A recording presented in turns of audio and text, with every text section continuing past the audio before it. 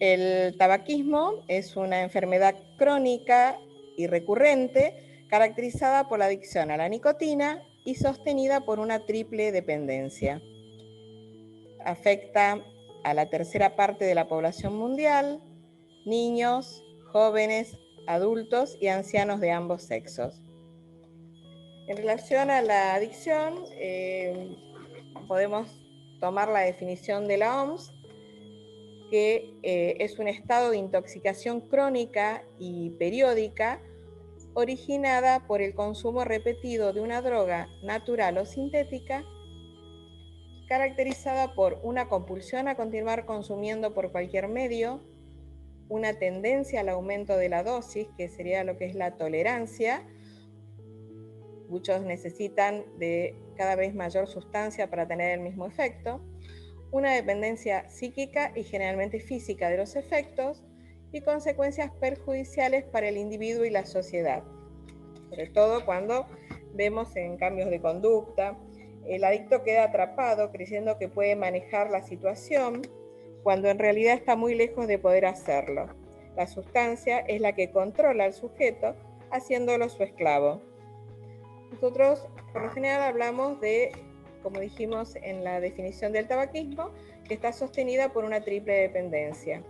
Cuando hablamos de la dependencia química, nos referimos a que el paciente tabaquista o la persona tabaquista sufre la falta de nicotina y lo manifiesta a través de un síndrome de abstinencia, ¿no? Que está compuesto por síntomas y signos que pueden manifestarse como desgano, irritabilidad, insomnio, falta de apetito, estreñimiento, menor concentración, dolor de cabeza, ansiedad. Y puede manifestarse un solo síntoma o varios y con mayor o menor intensidad. Con respecto a la parte psicológica o a la dependencia psicológica, lo que vemos acá es que está arraigado a las costumbres, a la personalidad, a la familia, al trabajo, a los vínculos, y plantearse abandonar el cigarrillo genera angustia por miedo a perder todo lo que esta relación entre el cigarrillo y el sujeto, o la sustancia y el sujeto, genera. Entonces, para el paciente tabaquista, dejar de fumar es como perder su identidad, dejar de ser él mismo. En las adicciones no podemos hablar de cura o de curación, sino de recuperación, porque la recuperación es un proceso, es decir, un camino para recobrar el respeto y la significación de la propia vida. Dejar de evitar y anestesiar y aprender a afrontar. Quien no transite este camino podrá estar abstinente toda su vida, pero no recuperado. Y cuando nos referimos a lo que es la dependencia social, estamos hablando de una sustancia que está legalmente permitida, donde no hay desprestigio social para fumar, aunque hoy día esto cambió un poco. Su consumo es legal, no hay que delinquir para fumar, y fumar es barato, por lo menos lo era. Así que bueno, el poder de la dependencia social se sustenta en sólidas bases culturales, porque recordemos que hay familias de fumadores que lo van como transmitiendo. Bueno, muy bien, acá le doy paso a Patricia. Bueno, cuando nosotros charlamos con nuestros pacientes, y yo como exfumadora, que fui en algún momento, siempre asociamos esta adicción a momentos de nuestra vida, porque es más fácil sobrellevar la carga del peso de un cigarrillo. Por eso decimos que con el cigarrillo uno festeja, llora, hace la digestión, puede ir al baño, calma el nerviosismo, disfruta. Antiguamente estaba la creencia de que la persona que fumaba era como distinguido. Bueno, no sé la edad, el grupo etario que está viendo esta videoconferencia, pero antiguamente había muchas propagandas donde la persona que estaba con un traje, estaba muy bien vestido o hacía deportes extremos, era el fumador, era el ganador. Era como la creencia que se tenía antes, ¿no? Vamos a hablar un poquitito de lo que es el cigarrillo. Saben que el cigarrillo tiene más de 5.000 sustancias tóxicas y 50 que son pura y exclusivamente cancerígenas, ¿sí? La sustancia que nos provoca a nosotros la adicción, esa compulsión, como dijo recién Ana, de consumir, de buscar la sustancia, de no poder dejarla, es ni más ni menos que la nicotina. De todas las sustancias que tiene el cigarrillo, la nicotina es la que nos hace capaz de volvernos adictos a este objeto, ¿sí? Después tenemos arsénico, cetonas, monóxido de carbono, que es uno de los gases peligrosos. Habrán escuchado en la televisión personas que se han intoxicado con monóxido de carbono, personas que fallecen producto de la inhalación del monóxido de carbono. El monóxido de carbono es un gas que es incoloro, inodoro, insípido. Uno no se da cuenta. De hecho, muchas veces cuando uno fuma varios cigarrillos más de la cuenta, siente como que la cabeza le va a estallar, que le duele mucho y es porque está intoxicado justamente con monóxido de carbono, ¿sí?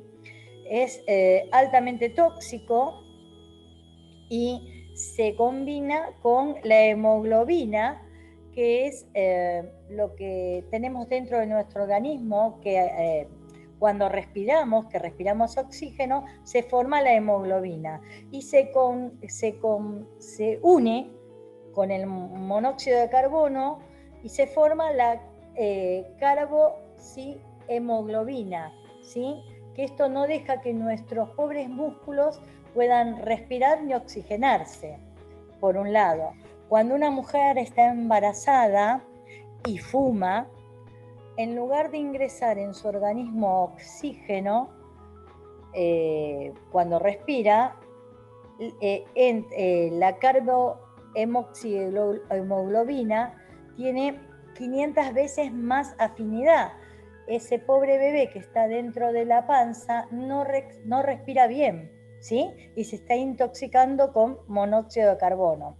Bueno, otro de los componentes que tiene el cigarrillo es la acetona, que es quitasmalte, vulgarmente conocido, el butano, que es el fluido que tienen los encendedores para encender, amoníaco, que es como detergente, el polonio, el ácido acético, que es el vinagre, o el cadmio, que es parte de los componentes de las pilas, ¿sí? De las baterías recargables.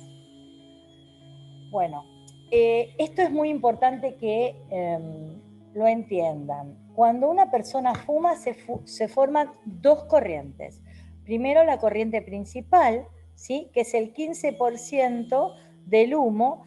Esta corriente es la que inhala y exhala el fumador. Pero al inhalar y exhalar, parte de todos los desperdicios quedan en el ambiente. Y además, cuando el cigarrillo queda humeando sin pitar, se constituye lo que se llama corriente lateral, que es el 85% del humo del tabaco. Las dos corrientes forman el humo de tabaco ambiental. Son absolutamente perjudiciales, ¿sí? Esa corriente lateral la inhalan todas las personas que están dentro del mismo ambiente y que por ahí son no fumadores o eligen ser no fumadores. Es muy importante que esto lo tengan en cuenta, ¿sí? ¿Por qué? Porque por ahí una persona fumadora que elige fumar está en un mismo ambiente con un niño o con un animal y ellos no pueden decidir fumar o no fumar. Y la persona que está fumando, desgraciadamente, los está intoxicando, ¿sí? Para que tengan como referencia, el humo de la corriente lateral contiene 3 veces más nicotina y alquitrán y 5 veces más monóxido de carbono que la corriente principal. ¿Por qué? Porque la corriente principal es inhalada por la persona que está fumando, pero la corriente que queda del cigarrillo y que no la pita el fumador queda libre y pura dentro del ambiente. Esto es un dato relevante, que en la Argentina alrededor de 6.000 personas que nunca fumaron mueren o contienen alguna enfermedad, como por ejemplo EPOC, que han escuchado alguna vez, que es producto de los fumadores, ¿sí? También otro dato importante y relevante es que dentro de un ambiente cerrado donde una persona fuma, todas las partículas que quedan adheridas o pegadas en las paredes, en los muebles, en las cortinas, tardan aproximadamente 15 días en disiparse haciendo una buena limpieza. Para que esto se ventile y esta intoxicación que hay en el ambiente se vaya, se necesitaría un viento tipo huracanado para que pase dentro de esa habitación y la limpie, ¿sí? Este spot fue hecho por el Ministerio de Salud hace un par de años ya. Es muy interesante porque generalmente el fumador, cuando va a algún domicilio o a algún lugar y quiere fumar, lo primero que dice es, ¿te molesta? Y uno gentilmente, o para no quedar mal, le dice, sí, fumá, no pasa nada. No, uno tiene que estar consciente que ese humo enferma, ¿sí? Bueno. Los puntos importantes a tener en cuenta es que cuando uno hace el tratamiento para dejar de fumar, y voy a hablar desde mi experiencia, obviamente se aumenta la autoestima, se reafirma la propia voluntad, porque uno está haciendo algo muy importante por uno mismo. Se experimenta una sensación de libertad. ¿Por qué? Porque uno ya no está prendido o atrapado por esa sustancia, por ese sujeto, objeto, ¿sí? Porque el fumador tiende a subjetivizar un objeto. Se empieza a ver distinto porque su imagen empieza a cambiar. Obviamente que se gana en salud y se gana en la determinación y en la autoestima, ¿sí? Este es un spot que había sacado en su momento Brasil cuando empezaron a poner las pictografías dentro de los paquetes de cigarrillo que causa impotencia sexual. Pero no es solamente en el hombre que provoca esto, también lo provoca en la mujer, porque la mujer pierde las ganas, el deseo, pierde su líbido, ¿sí? Que por ahí no es tan gráfico como en el hombre, que lo sufre como más directamente. A ver, le doy paso. ¡Uy! Rompí todo. Ahora va a seguir Anita. Bueno, acá vamos a hablar de unas etapas del cambio. Volvemos. Sí. Unas etapas de cambio que hablan dos psicólogos, Prochaska y Di Clemente, que pensaron en 6 realidades, ¿no?, de este proceso.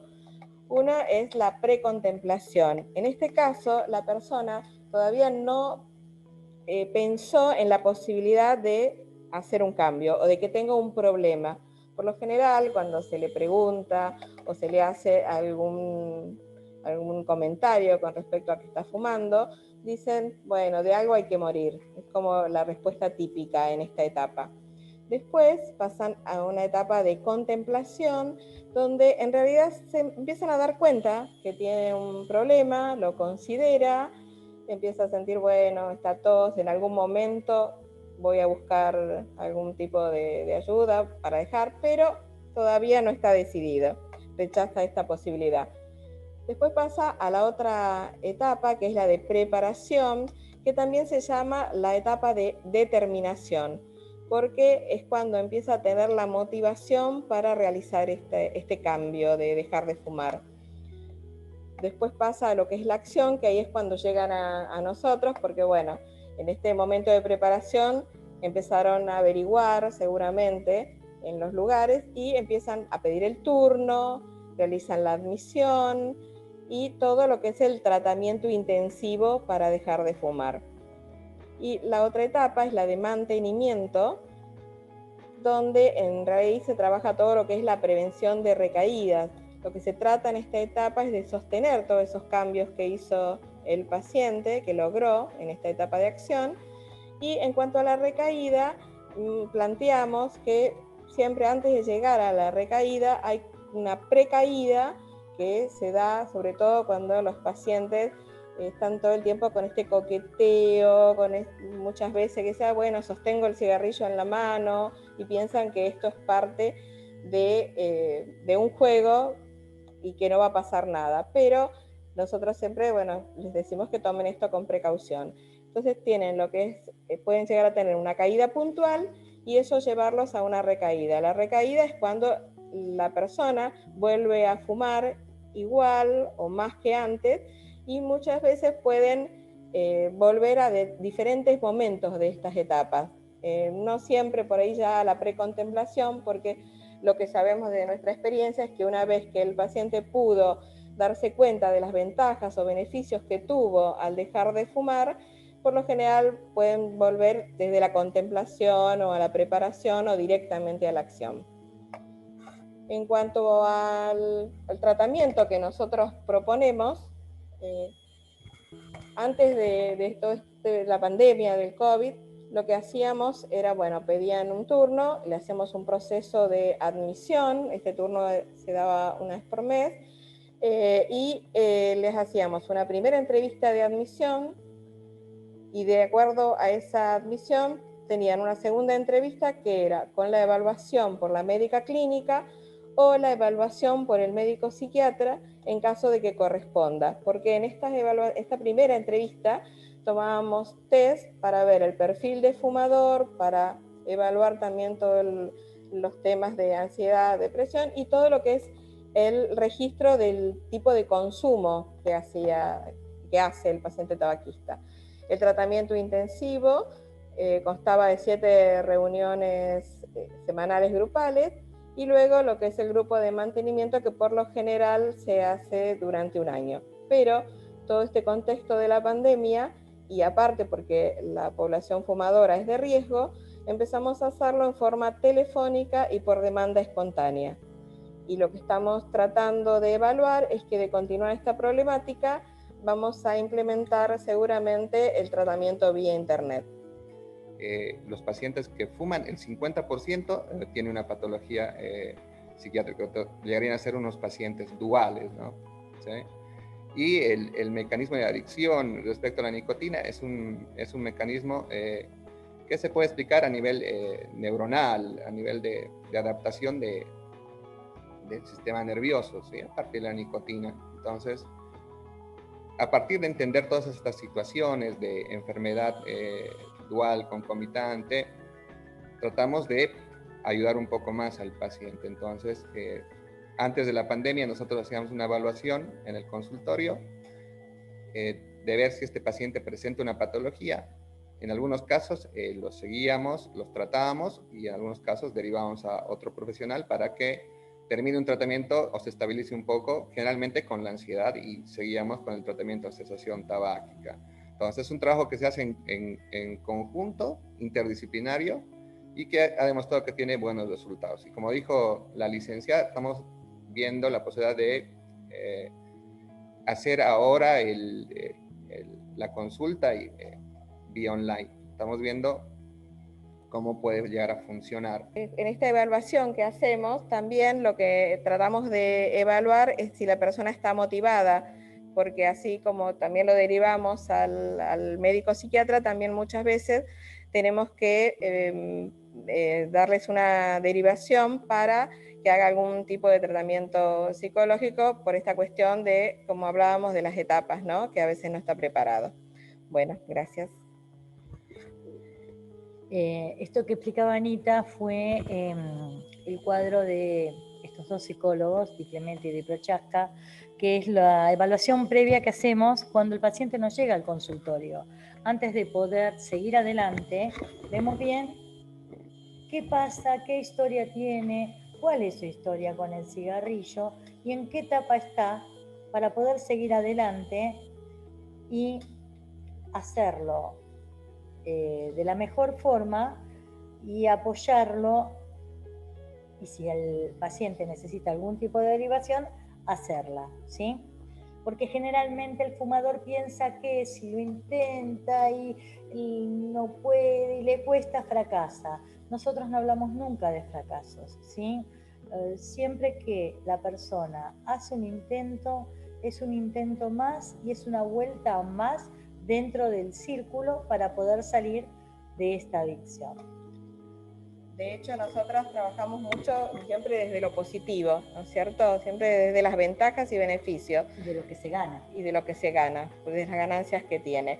Y esto que decíamos justamente que puede pasar es porque muchos de nuestros pacientes llegan derivados por otros médicos especialistas, no siempre llegan por demanda propia, ¿no es cierto? Por el deseo, claro.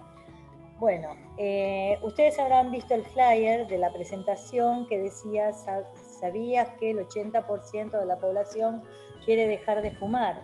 Bueno, esto es porque la mayoría de los fumadores, una vez que llegan al consultorio, nos dicen a nosotros que quieren dejar de fumar.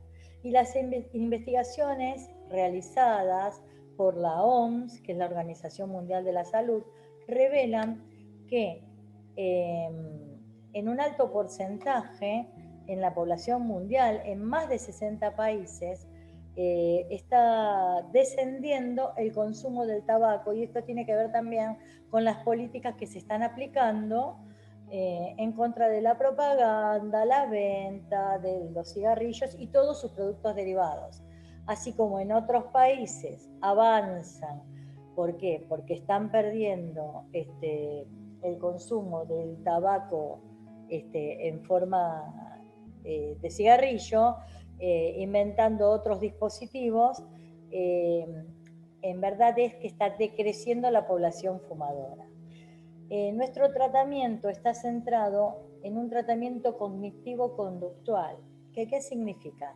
Que a través del conocimiento que van adquiriendo las personas fumadoras y van aprendiendo de su enfermedad, de su adicción, puedan empezar a tomar decisiones positivas, decisiones más sanas y poder alejarse de este objeto, ¿sí? Cuando uno deja de fumar, estas son como frases que quiero que les queden, porque automáticamente a los 20 minutos de dejar de fumar se restablece lo que sería el pulso y la temperatura de pies y manos. ¿Podés volver? Ahí está. Hay un par de frases para que ustedes sepan.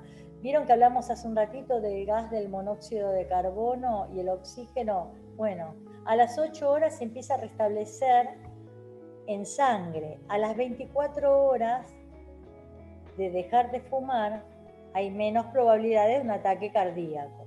A las 48 horas, y eso lo vemos porque nuestros pacientes, nosotros los vemos 48 horas después de su día D, empiezan a sentir el olfato y el gusto, cosa que cuando llegan al consultorio nos dicen, no, nosotros tenemos un olfato, y cuando dejan de fumar se dan cuenta y dicen, tenían razón.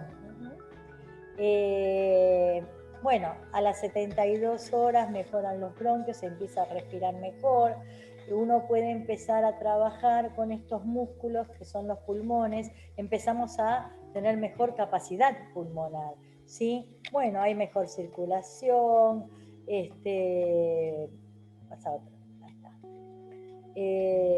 Lo más importante es que hay un montón de cosas que uno va a restablecer, va a sentir mejor, no es que el daño que uno ya se causó en el organismo se va mágicamente, pero hay un montón de condiciones que se mejoran y uno gana en calidad de vida. Eso es lo más importante.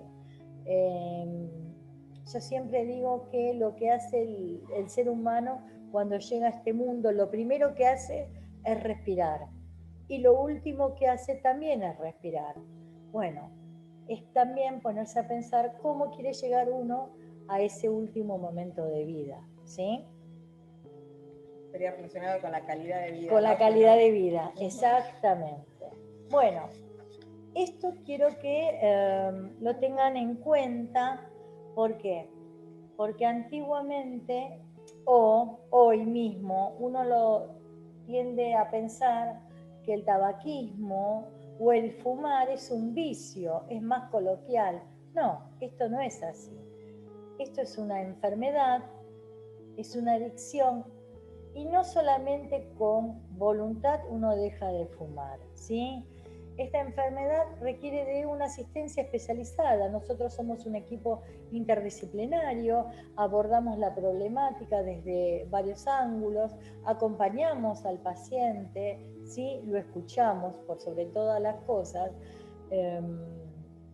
Y este abordaje holístico ayuda también que la persona que tiene un problema, como es la adicción al tabaco, lo pueda reconocer y una vez que reconozca este problema, que acepte la ayuda, también pueda abordarlo y pueda dejar de fumar. Nosotros con el tratamiento lo que intentamos es que el paciente deje de fumar y no quede abstinente de por vida, que pueda resolver ese vínculo de una vez por todas y pueda dejar de fumar y no estar extrañándolo por los rincones, como dicen muchas personas, ¿sí? Que no resuelven el vínculo. Sobre todo en la fase de mantenimiento se ve esto, que muchas personas dicen, ya hace tantos meses que dejé de fumar y todavía no logro olvidarme. Bueno, es un proceso, recordemos que este vínculo se construyó durante muchos años y aparte, como hablábamos, es el significado que le da cada fumador al cigarrillo, ¿no? Una relación muy individual, muy particular. Bueno, ya estamos casi cerrando esta presentación. Sepan ustedes que esta ley nacional del control de tabaco fue la primera que impulsó que salgan estas pictografías dentro de los paquetes de cigarrillos, que se pongan leyendas, que no sirve para mucho, el fumar es perjudicial para la salud, porque casi todos lo sabemos, pero bueno, que dejaran de hacerse propagandas en la televisión o en los medios gráficos, que ya los kioscos no puedan tener carteles, ¿sí? Bueno, también dentro de la ley está prohibido la venta a menores de 18 años, vender al menudeo por unidad, cosa que realmente mucho no se cumple, pero bueno, son pequeños pasos que se dan, esto de que ya no esté un deporte extremo asociado al cigarrillo, como era el camel, que era el camel tropic, que era, eso, lo del Dakar, lo del Dakar, o el ala delta, donde se hacían muchas propagandas, es un paso muy importante. El Virginia Slim para las mujeres, porque era más fino y más delicado. Son pequeños pasitos que se van dando en pos de terminar con este flagelo para toda la humanidad. Bueno, por último, les dejamos una frase que una psicóloga que trabajó mucho tiempo con nosotros, un día charlando dijo esto: fumar resta años a la vida y resta vida a los años.